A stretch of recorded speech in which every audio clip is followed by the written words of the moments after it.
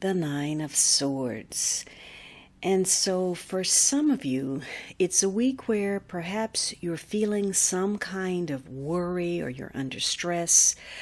Maybe you feel guilty about some things, or there's a sense of hopelessness that, pushes you toward depression. You may not even like yourself very much this week.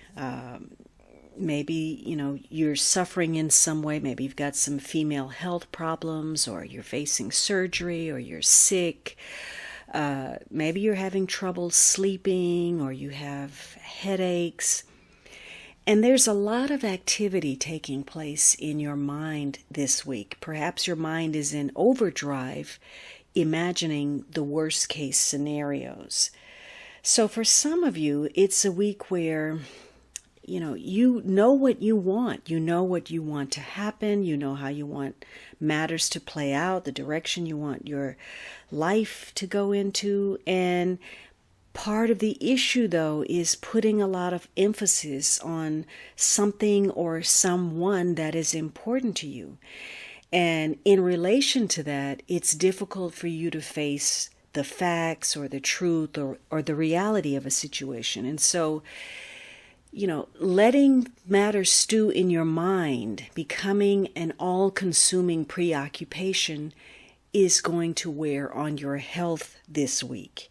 And so it may be a good week to sort of step back, do some healing, take a break, and recharge your perspective about something, because you're looking at it as if, you don't have choices or options. And maybe your choices are rather limited this week, but no matter what your situation is, you really do have alternatives. And it could be some alternatives that you have put on the shelf for various reasons. Maybe you want to do something, but on principle, you've decided that you can't or you won't, or maybe your pride is getting in the way, or you're overly emotional about something. So you're having to consider really where that may be in play. And for some of you, there's worry about someone close to you. Maybe, someone you care about is facing a difficult situation and they're making choices that you don't necessarily approve of. Maybe you'd handle it differently, or you would go in a different direction. And there's the inclination to try to push your belief or how you might handle it onto them, rather than letting them fight their own battles and make their own choices. So it's a week where you really have to know where you should step back and allow other people to have the freedom to be themselves. So as long as you're not taking into consideration these other choices, you're going to stay a slave to anxiety.